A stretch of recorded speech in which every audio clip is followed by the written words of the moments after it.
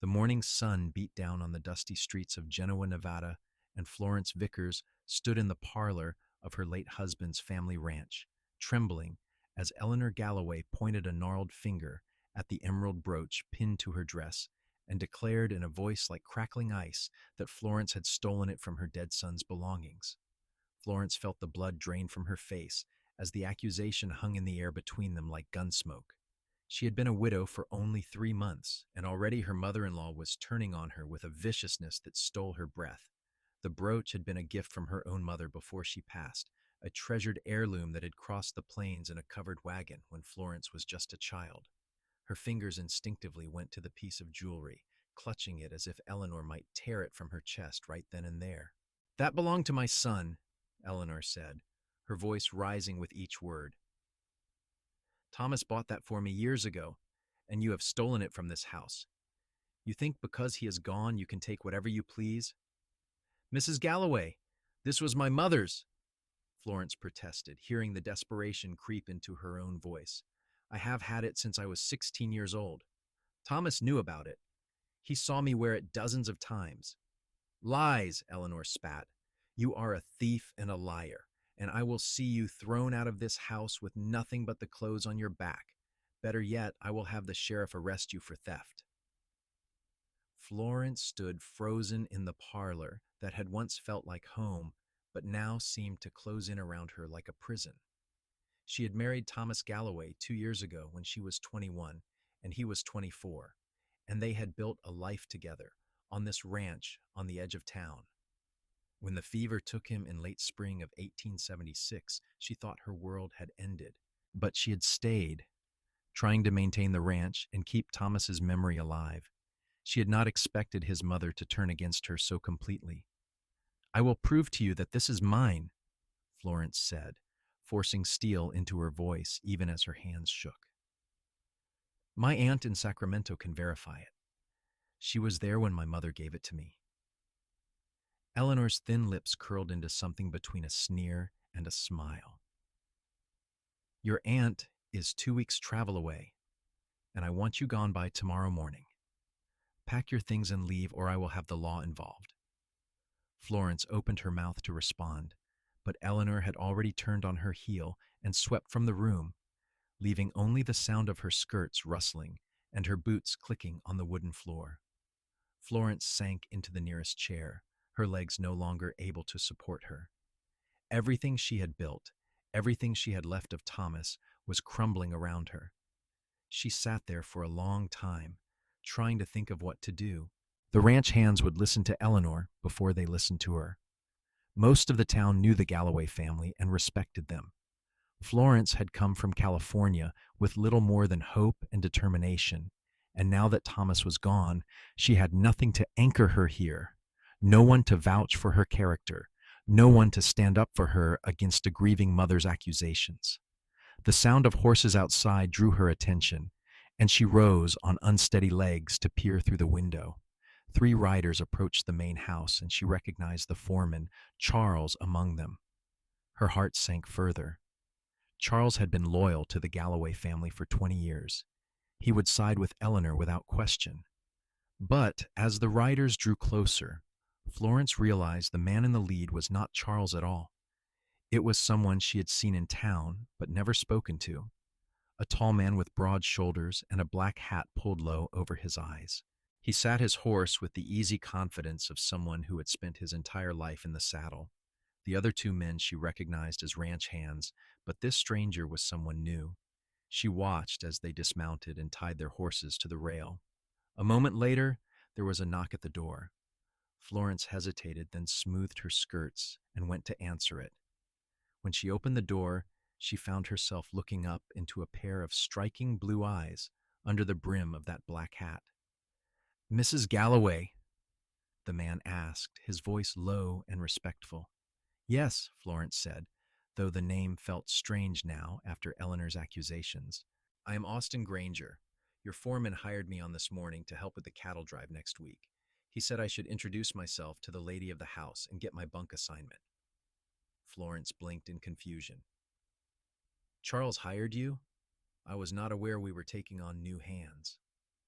Austin Granger pushed his hat back slightly, revealing a strong face weathered by sun and wind. He looked to be around 26 or 27, with dark hair and a solid jaw. He said the ranch was short-handed after losing some men to the mines up north. I have experience with drives and breaking horses. I can provide references if you need them. Before Florence could respond, Eleanor's voice cut through the air like a whip. What is going on here? Florence turned to see her mother-in-law approaching from the back of the house, her face set in hard lines. This is Austin Granger. Charles apparently hired him. Eleanor looked Austin up and down with undisguised suspicion. Charles should have consulted me before hiring anyone. We do not need extra hands. Begging your pardon, madam, Austin said, his tone remaining polite but firm, but your foreman seemed to think otherwise. If there has been a misunderstanding, I can ride out. But I was told there was work here, and I am a man of my word. If I say I will work, I work. Eleanor's eyes narrowed, but after a long moment she gave a curt nod. Fine, but you answer to me, not to her. She gestured dismissively at Florence. This woman will not be on this ranch much longer. Florence felt her cheeks burn with humiliation, but Austin Granger's expression did not change. He simply touched the brim of his hat to both women. I answer to whoever signs my pay, madam. Now, if you will excuse me, I need to settle my horse and get to work. He turned and walked back toward his horse, and Florence found herself watching him go with an odd sense of confusion. There had been something in his eyes when Eleanor spoke, a flash of something that might have been disapproval or surprise. But he had said nothing, and now he was gone. Eleanor grabbed Florence's arm with surprising strength. You will be gone by tomorrow, she hissed. I do not care where you go or what you do, but you will not stay here and rob this family of anything more. Florence yanked her arm free. I have stolen nothing, and I will prove it. You have until sunrise, Eleanor said, then turned and walked away. Florence stood on the porch, fighting back tears of frustration and fear. She had nowhere to go. Her family was all gone now. Her mother and father both passed, her only aunt too far away to reach in time. She had a small amount of money saved, enough for perhaps a week or two in a boarding house. But then what? The West was not kind to women alone. She spent the rest of the day packing her belongings, her hands moving mechanically as her mind raced.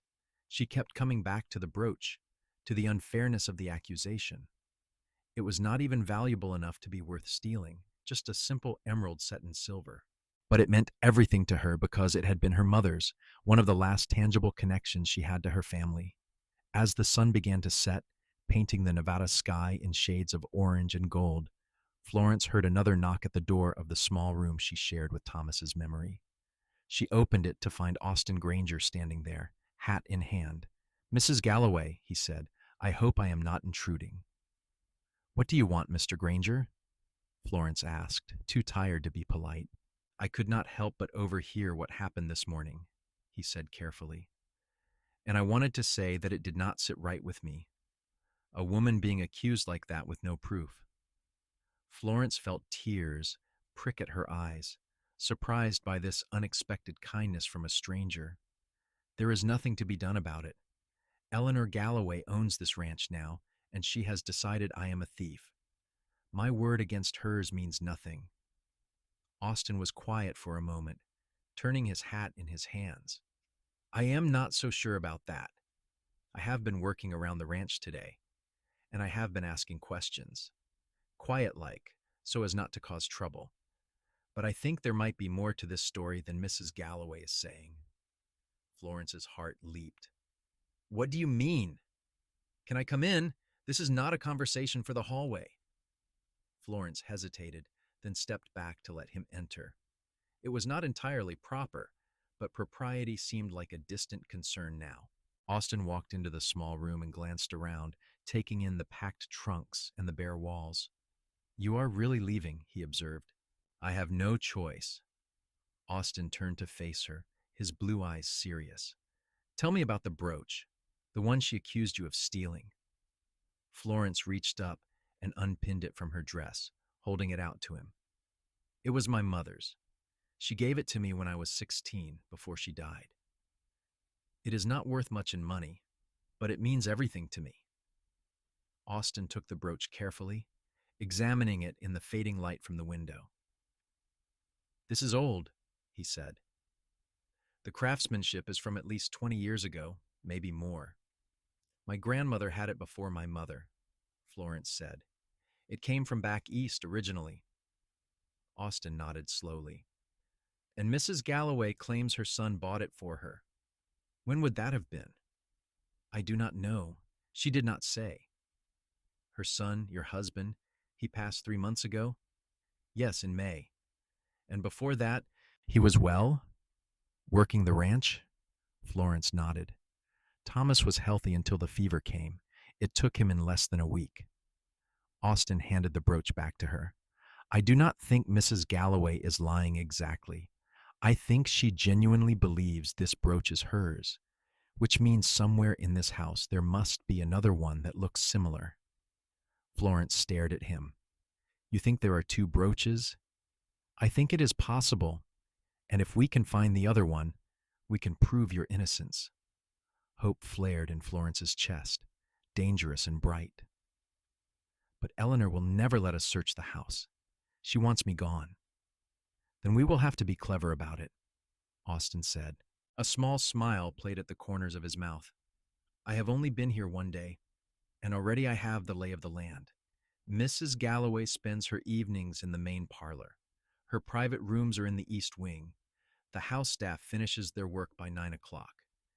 If we were to look for this other brooch, late evening would be the time to do it.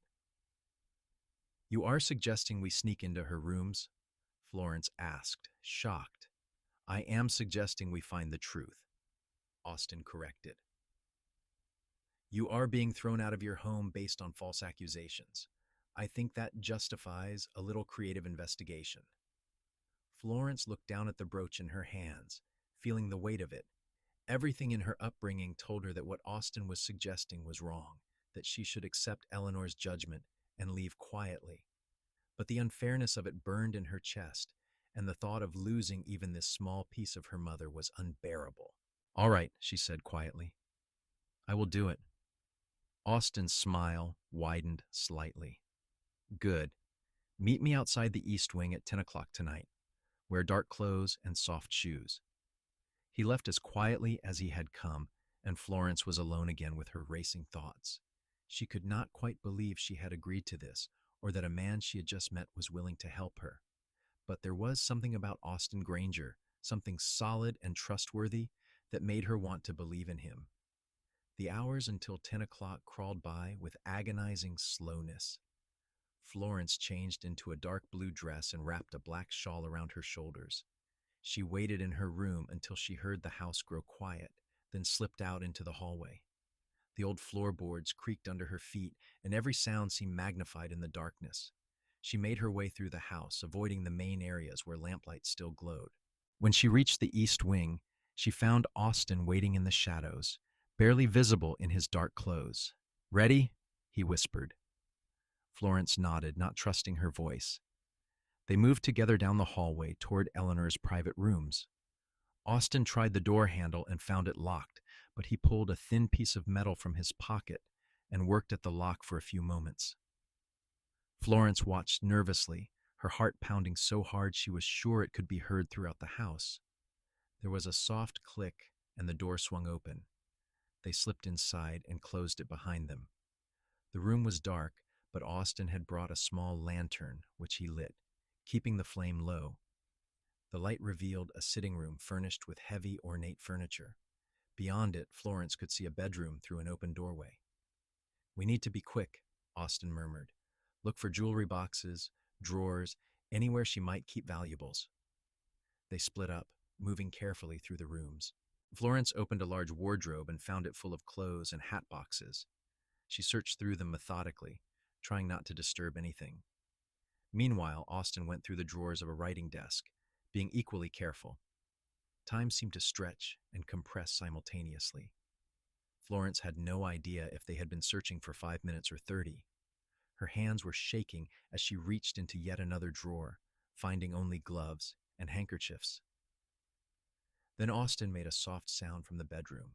Florence hurried to join him and found him kneeling beside the bed, a small wooden box open in his hands. Inside, nestled among other pieces of jewelry, was a brooch that made Florence gasp. It was similar to hers, but not identical. The setting was silver, and it held an emerald, but the stone was slightly larger, and the design of the metalwork was different. Still, in dim light or from a distance, they could easily be confused. "This is it," Austin said quietly. "This must be what she thought you had stolen." Florence reached out to touch the brooch, then pulled her hand back. "But how did she see mine and think it was this one? They are similar, but not the same." "Grief does strange things to people," Austin said. "Maybe she saw you wearing your brooch, and in her mind, she convinced herself it was this one. Maybe she has not looked at her own jewelry closely in some time and just remembered that she had an emerald brooch." "So what do we do?" Florence asked. "We cannot just take this to her. She will know we were in her rooms." Austin was quiet for a moment, thinking. Then he carefully closed the jewelry box and returned it to where he had found it. "We need a witness, someone who can verify that both brooches exist and that yours is different from hers." "Who would believe us? Eleanor has lived here for decades. I have been here for 2 years." "The sheriff," Austin said. "If we can get him to see both brooches and verify they are different pieces, then Eleanor will have to admit her mistake." "And if she refuses to show him her jewelry," Florence countered, "then we will have to be more persuasive." Austin stood and offered Florence his hand to help her up. His palm was warm and calloused, the hand of a man who worked hard for his living. Florence found herself holding on a moment longer than necessary before releasing him. They slipped out of Eleanor's rooms as quietly as they had entered, Austin relocking the door behind them. They made their way back through the dark house, and it was not until they were outside in the cool night air that Florence allowed herself to breathe properly again. "Thank you," she said to Austin. "I do not understand why you are helping me, but thank you." Austin looked at her in the moonlight, his expression serious. "I am helping you because what is happening is not right. I may not know you well, Mrs. Galloway, but I can see you are not a thief, and I cannot stand by and watch an innocent woman be wronged." There was something in his voice, a quiet intensity that made Florence's heart skip. "You barely know me," she said softly. "I know enough," Austin replied, "and I intend to know more if you will let me." Before Florence could respond, they heard a sound from inside the house. They quickly moved away from the door and into the shadows. A light appeared in one of the windows, and they saw Eleanor's silhouette pass by. "I should get back to my room," Florence whispered. Austin nodded. "Tomorrow morning, I will ride into town and speak with the sheriff. I will explain the situation and ask him to come out to verify the brooches. With luck, we can have this resolved by noon." "Eleanor wants me gone by sunrise," Florence reminded him. "Then we will have to work fast." Austin squeezed her hand briefly, a gesture of reassurance. "Trust me, Florence. We will fix this." It was the first time he had used her given name, and hearing it from his lips sent a small thrill through her. She nodded and slipped back into the house, making her way to her room without incident. Sleep was impossible. Florence lay in bed, watching the window gradually lighten from black to gray to pale gold as dawn approached. She heard the sounds of the ranch coming to life, the ranch hands heading out to their morning chores, the cook starting breakfast in the kitchen. Every moment she expected Eleanor to come banging on her door, demanding she leave immediately. But Eleanor did not come. Florence rose and dressed, pinning the brooch to her dress once more. If this was to be her last day in this house, she would face it with her head held high.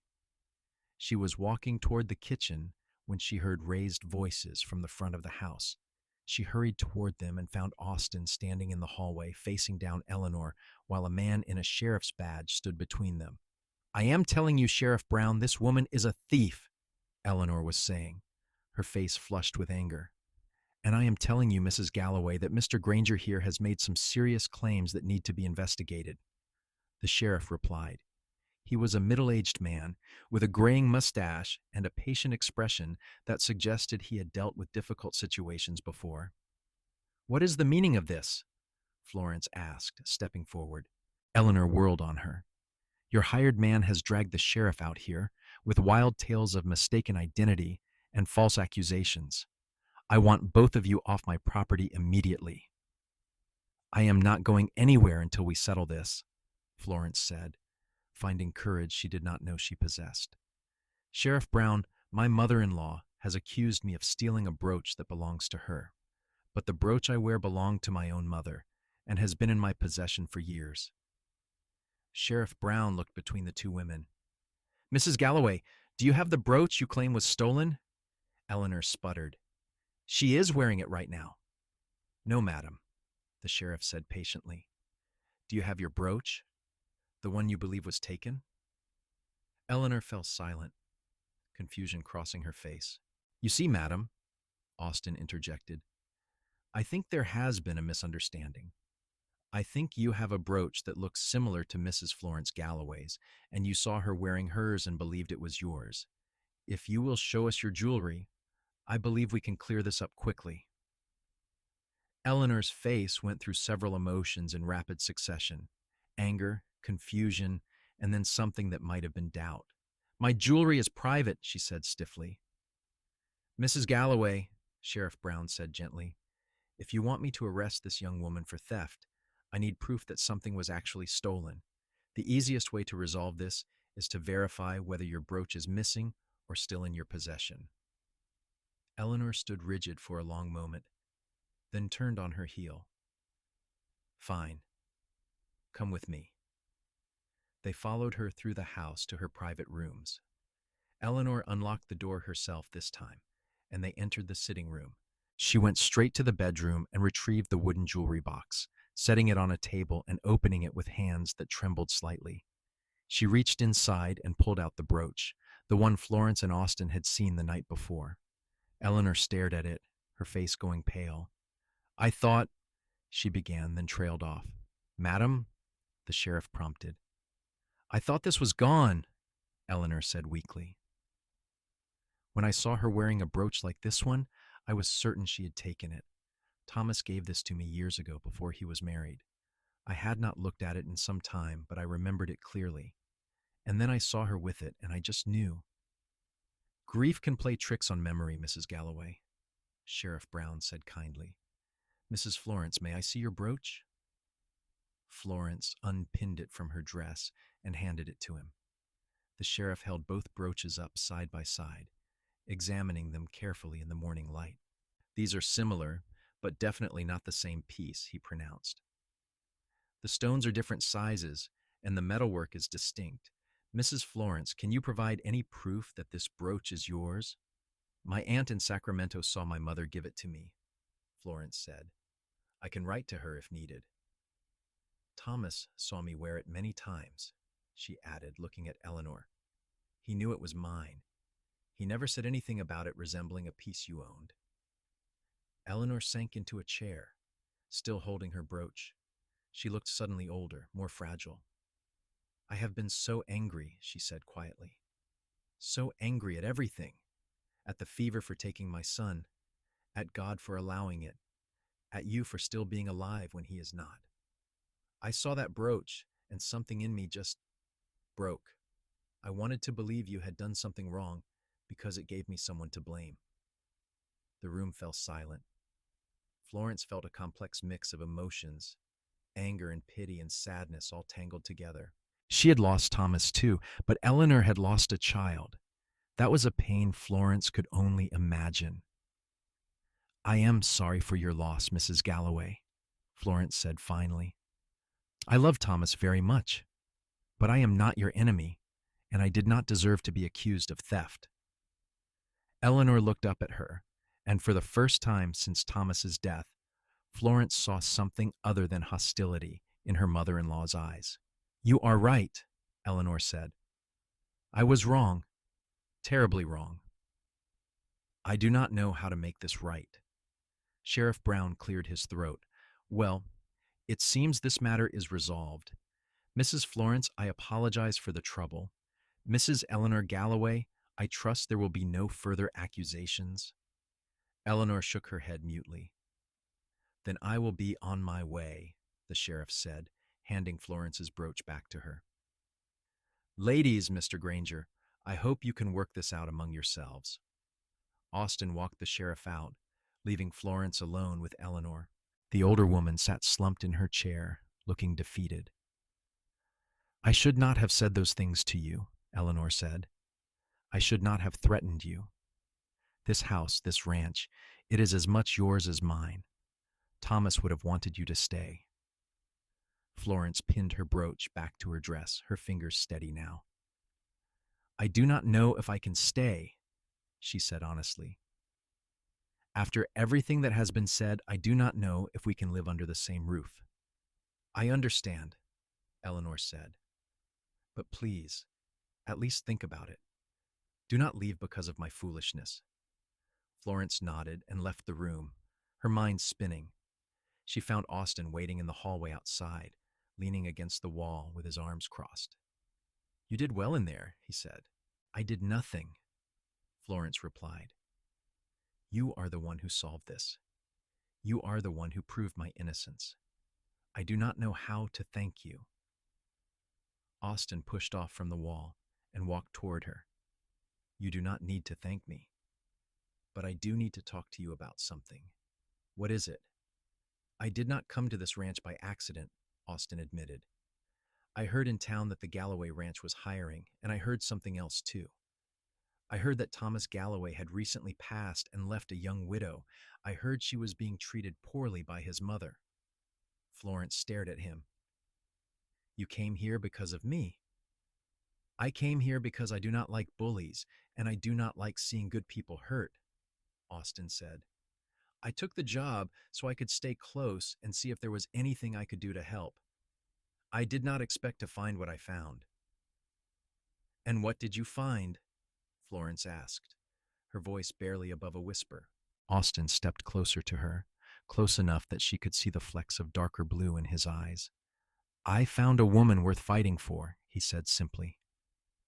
Florence's breath caught. She had been married, she had loved her husband, but she had never felt quite like this. This was different, sharp and immediate and overwhelming. "You barely know me," she said again, but the words had no force behind them. "Then let me get to know you," Austin said. "Give me a chance, Florence. I know the timing is not ideal. I know you are still grieving your husband. But I cannot leave here without at least trying." Florence thought about everything that had happened in the past 24 hours. She thought about how Austin had believed in her when everyone else would have sided with Eleanor. She thought about how he had risked getting fired or worse to help prove her innocence. She thought about the way he looked at her, like she mattered, like she was someone worth protecting. "I need time," she said finally. "I cannot make any promises right now, but I would like to get to know you better too." Austin smiled, a genuine warm smile that transformed his entire face. "Time is something I can give you. I am not going anywhere." Over the following weeks, the atmosphere at the Galloway Ranch slowly shifted. Eleanor remained withdrawn, spending most of her time in her private rooms or working in the small garden she maintained behind the house. She no longer spoke harshly to Florence, but there was a distance between them that Florence was not sure could ever be fully bridged. Florence, meanwhile, found herself drawn more and more into the daily operations of the ranch. With Thomas gone and Eleanor uninterested, someone needed to manage things. Austin proved to be an invaluable help, teaching her about cattle and horses and the business side of ranching that Thomas had always handled. They spent long hours together, riding out to check fences or count stock. Austin was patient and knowledgeable, and he never treated Florence like she was incapable or foolish. He answered her questions thoroughly and seemed genuinely pleased when she grasped new concepts quickly. "You have a good head for this," he told her one afternoon as they sat on their horses overlooking a grazing herd. "Thomas was lucky to have you as a partner." Florence felt a pang at the mention of her late husband. 3 months had become 4, and while the sharp edge of grief had dulled, she still missed him. "I wish I had paid more attention when he was alive," she said. "I left too much of this to him."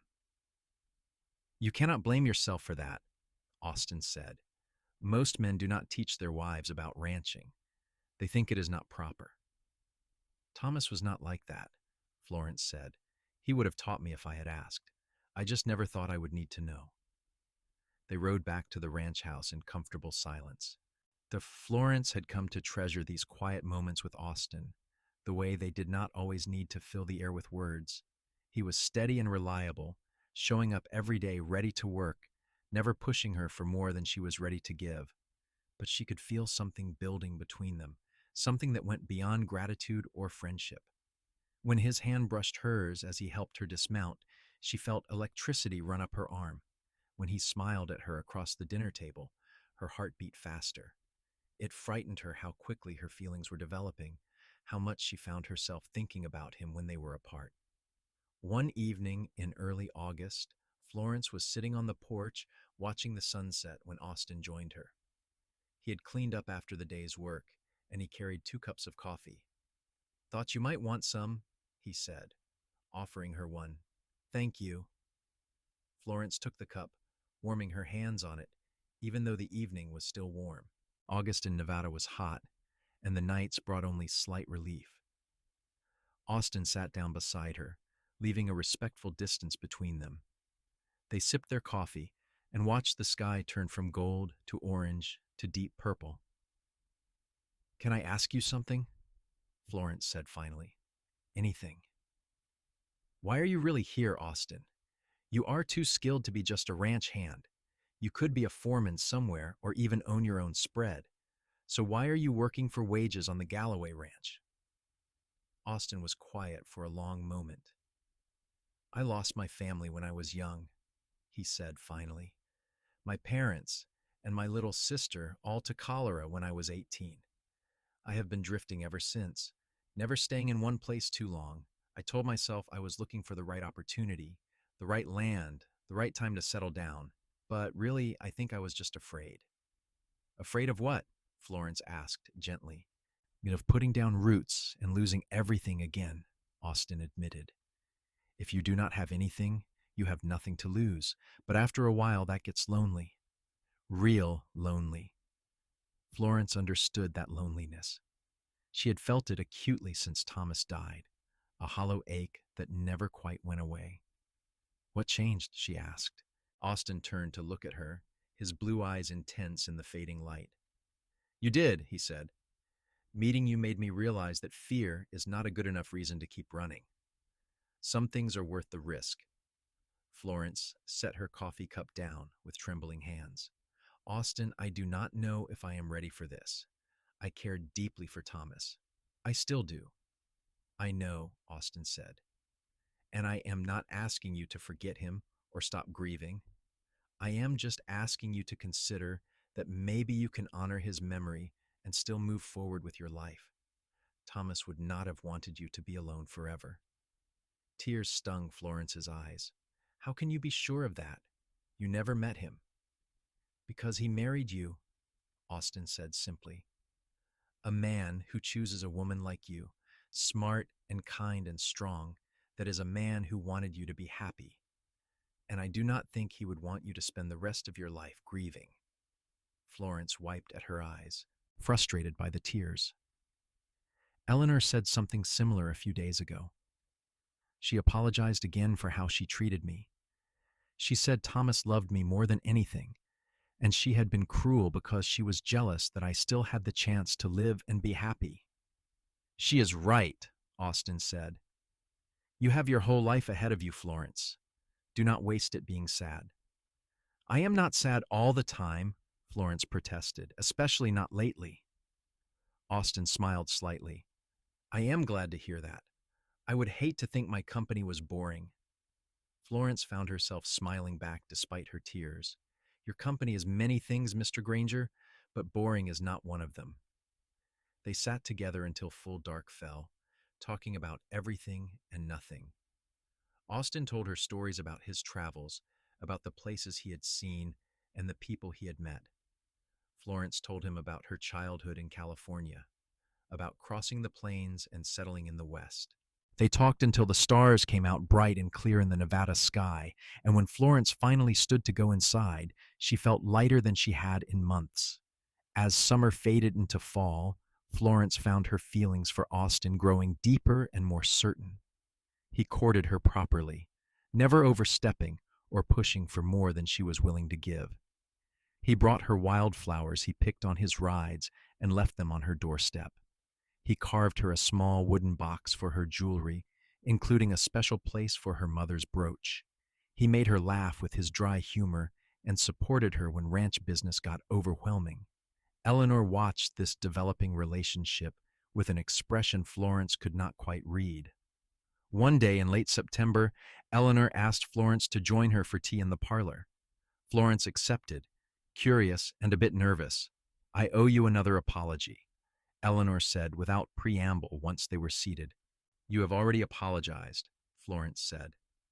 Several times. Not for this, Eleanor said. I have been watching you and Mr. Granger, and I can see that you care for each other. I should be happy for you. Instead, I have been jealous and resentful, and that is not fair to you. Florence set down her teacup. Eleanor, you lost your son. I understand that grief does not simply go away. No, it does not, Eleanor agreed, but it is not an excuse to be cruel. Florence, I want you to know that I approve of Mr. Granger.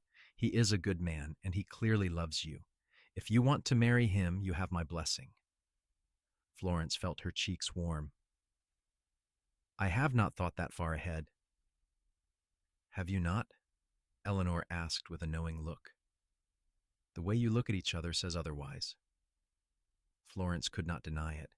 She had thought about marrying Austin, about building a life with him, but guilt held her back, the feeling that she was somehow betraying Thomas by loving someone else so soon. Thomas has been gone for only 5 months, Florence said quietly. Is it wrong of me to feel this way? Eleanor reached across and took Florence's hand. My dear, Thomas has been gone for 5 months, but you have been lonely since the moment he closed his eyes. You tried to shoulder everything alone, and you did admirably, but you are only 23 years old.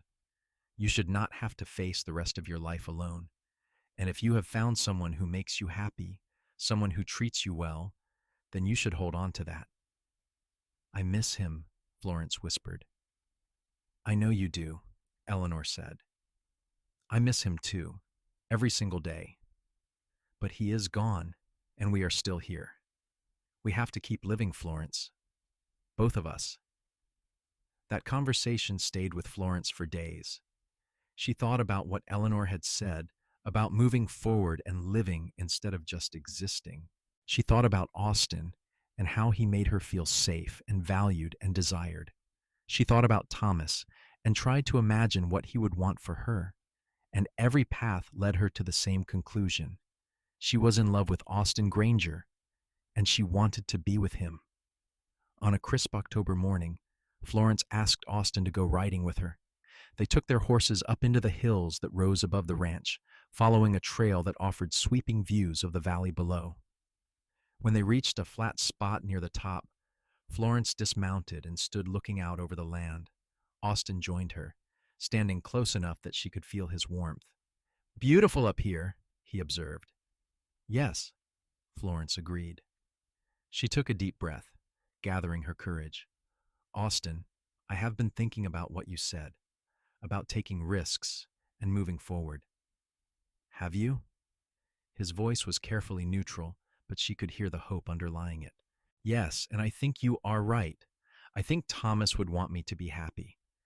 And you make me happy, Austin. Happier than I thought I could be again. Austin turned to face her fully. Florence, what are you saying? I am saying that I love you, Florence said, the words tumbling out in a rush. I know it has only been a few months since we met, and I know people will talk about it being too soon after Thomas died, but I do not care anymore. Life is too short and too uncertain to waste time worrying about what other people think. Austin's face broke into a wide smile. He reached out and took both of her hands in his. I love you too, Florence. I have loved you since the day I met you, since I first saw you standing up to your mother-in-law with such dignity and strength. You are the strongest, bravest woman I have ever known. I do not feel very strong, Florence admitted. That is what makes you strong, Austin said. You are scared and grieving and uncertain, but you keep going anyway. You do what needs to be done. That takes real courage. Florence laughed, feeling giddy with relief and joy. So what do we do now? Now I ask you properly, Austin said. He pulled a ring from his pocket, a simple gold band with a small diamond. Florence Vickers, will you marry me? Florence stared at the ring, her heart hammering. Where did you get that? I have been carrying it for 2 weeks, Austin admitted. I bought it in town, hoping that eventually you would be ready to hear me ask. If it is too soon, I can wait. But I wanted you to know that I am serious about this, about us. Florence looked from the ring to Austin's face, seeing nothing but love and sincerity there. She thought about all the reasons she should say no, about propriety and mourning periods, and what people would think. And then she discarded all of those reasons and focused on the only thing that mattered. She loved this man, and she wanted to spend her life with him. Yes, she said. Yes, I will marry you. Austin slipped the ring onto her finger, and then he pulled her into his arms and kissed her. It was Florence's first kiss since Thomas had died, and it felt like coming back to life after a long sleep. She wrapped her arms around Austin's neck and kissed him back, pouring all of her love and hope and joy into it. When they finally broke apart, both breathing hard, Austin rested his forehead against hers. I promise you, Florence, I will spend every day trying to make you happy. I will never take you for granted, and I will never stop fighting for you. I know, Florence said. That is why I love you. They rode back to the ranch holding hands, and when they announced their engagement to Eleanor, the older woman actually smiled. Congratulations, she said warmly. When is the wedding? We have not discussed that yet, Florence said, glancing at Austin. Soon, Austin said firmly. I do not want to wait any longer than necessary. They settled on early November, giving them just enough time to make arrangements. It would be a small ceremony in town, nothing elaborate. Florence wore a simple cream-colored dress that she had bought in Virginia City, and she pinned her mother's brooch to the bodice. Austin wore his best suit, looking handsome and nervous. Eleanor attended, along with a handful of ranch hands and townspeople who had become friends. The ceremony was brief but heartfelt, conducted by a circuit preacher who happened to be passing through Genoa. When Austin kissed his bride, Florence felt tears stream down her face, but they were happy tears this time. They held a small reception at the ranch, with food and music and dancing in the barn. Florence danced with her new husband, feeling light and free in a way she had not felt since before Thomas got sick. She saw Eleanor watching them from the sidelines, and the older woman raised her glass in a silent toast. That night, in the room that had once been Florence's alone and was now hers and Austin's together, they lay in bed talking quietly. Are you happy? Austin asked, stroking her hair.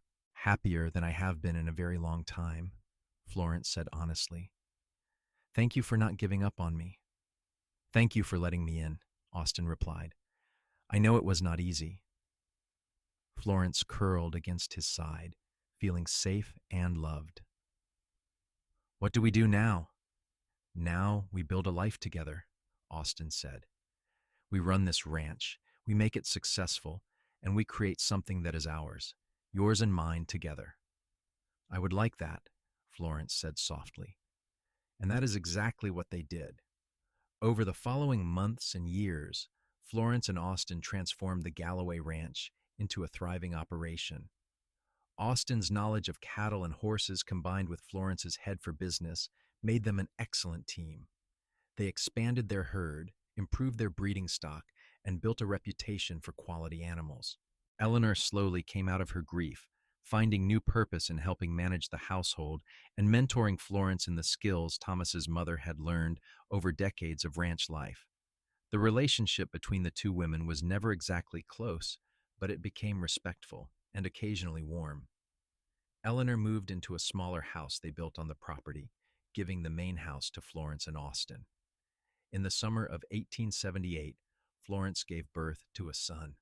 They named him Thomas Austin, honoring both the man Florence had loved and lost and the man who had saved her and won her heart.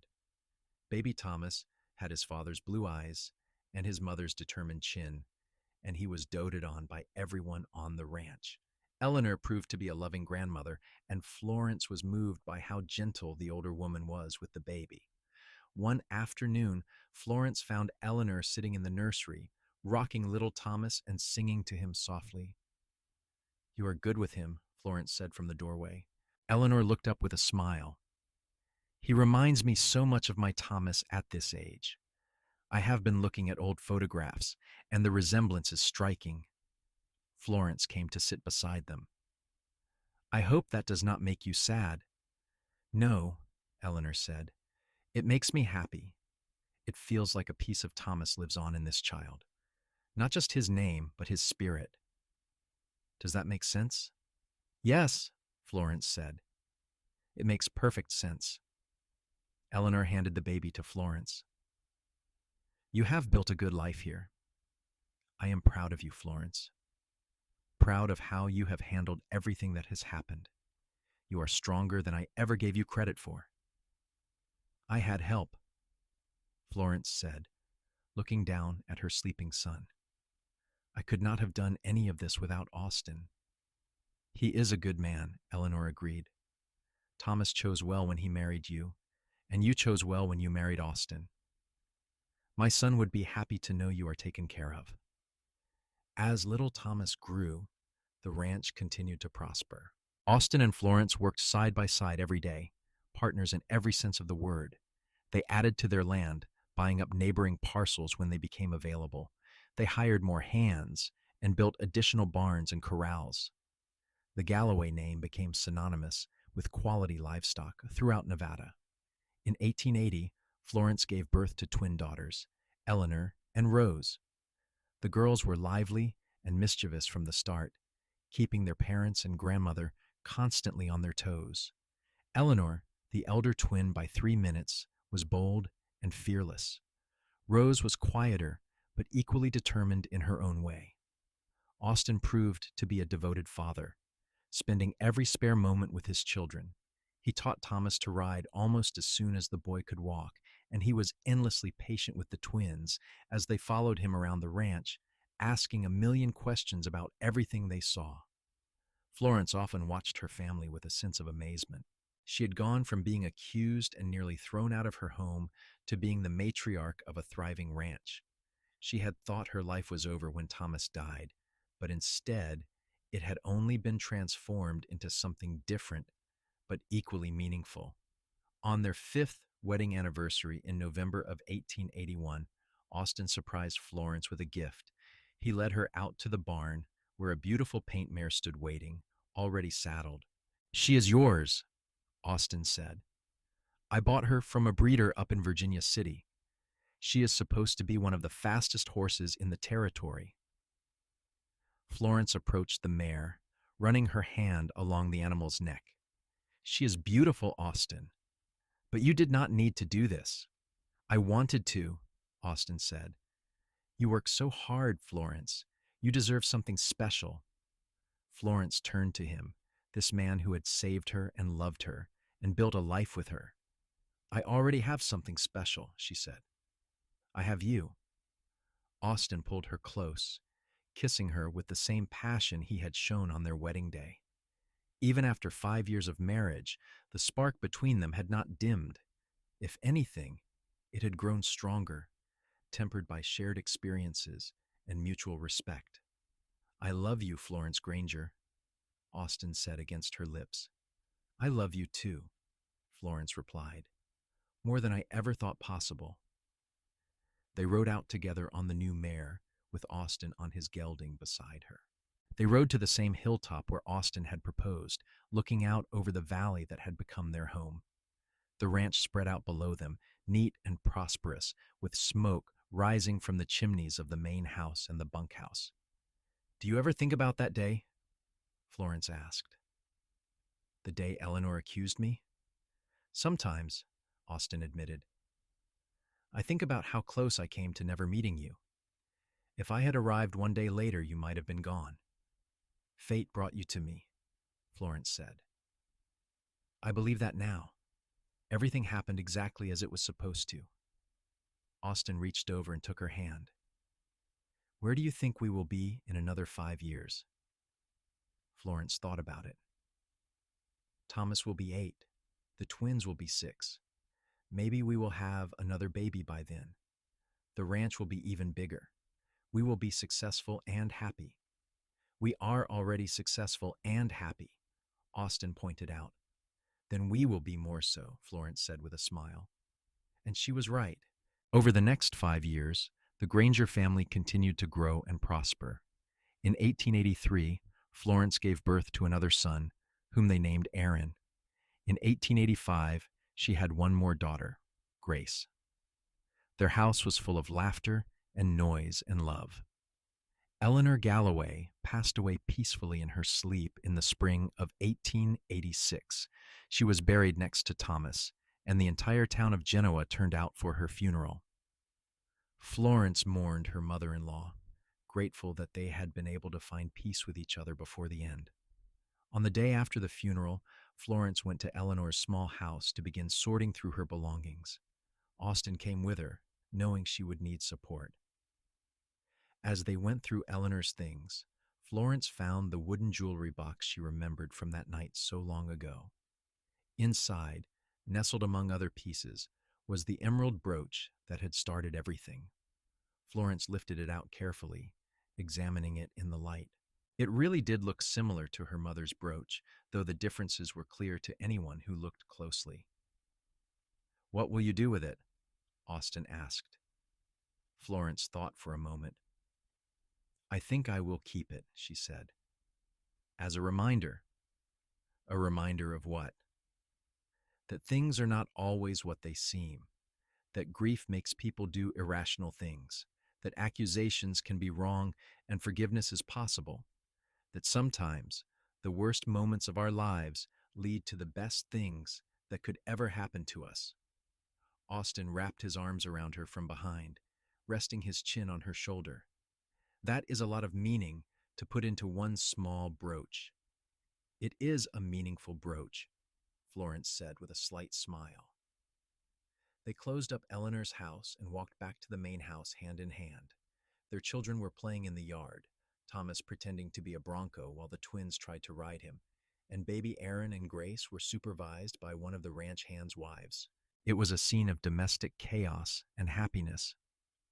"This is what I fought for," Austin said quietly. "This right here, you and our children and this life we have built. We fought for it together," Florence corrected. "I could not have done any of this without you." "You could have," Austin said. "You are strong enough to do anything, Florence, but I am glad you did not have to do it alone." The years continued to pass, each one bringing new challenges and new joys. Thomas grew into a capable young man, learning to run the ranch alongside his father. The twins were popular in town, known for their beauty and their sharp minds. Aaron showed an early talent for working with horses, and Grace was artistic, always drawing or painting everything she saw. Florence and Austin grew older together, their hair graying and their faces lined with the marks of a life well lived. But their love for each other never faded. They still rode out together whenever they could steal time away from ranch duties. They still held hands when they walked. They still looked at each other across a crowded room and shared private smiles. On their 25th wedding anniversary, In November of 1901, their children threw them a party at the ranch.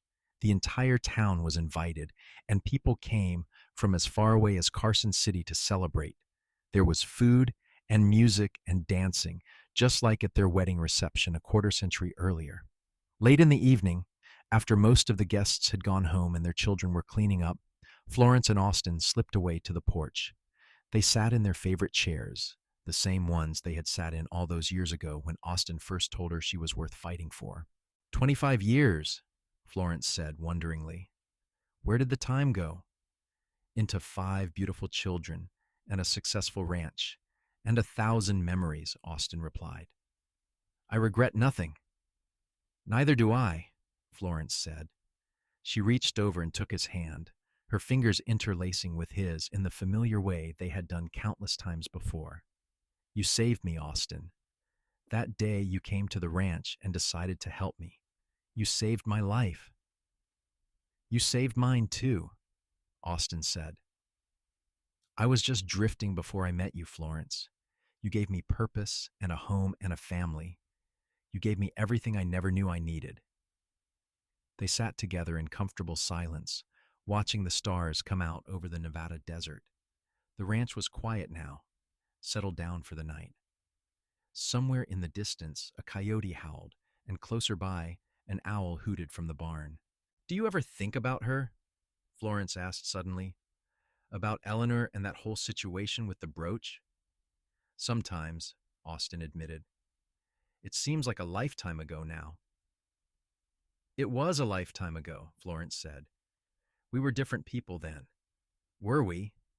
Austin asked. Or were we always these people just waiting for the chance to become who we were meant to be? Florence considered this. Maybe a little of both. I know I am not the same frightened widow who was accused of theft, but I also think that woman is still inside me somewhere, just stronger now. She was always strong, Austin said. She just did not know it yet. Florence turned to look at him, this man who had been her partner and lover and best friend for 25 years. His face was more weathered now, his hair more silver than dark, but his blue eyes still held the same warmth and love they had shown the first day they met. I would do it all again, she said softly. Every hard moment, every challenge, every fear. I would do it all again to end up right here with you. Austin lifted her hand to his lips and kissed it. So would I, my love. So would I. They sat together until the night grew cold, then went inside to the warmth of their home and their bed.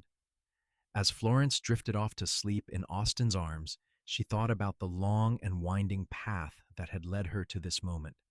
She thought about Thomas, her first husband, and how loving him had taught her about loss and resilience. She thought about Eleanor and the accusation that had nearly destroyed her life. And she thought about Austin, the cowboy who had ridden into her life at exactly the right moment and proved her innocence, giving her not just her freedom, but a future full of love and possibility. Life had not been easy, but it had been good. She had faced injustice and overcome it. She had loved and lost and loved again.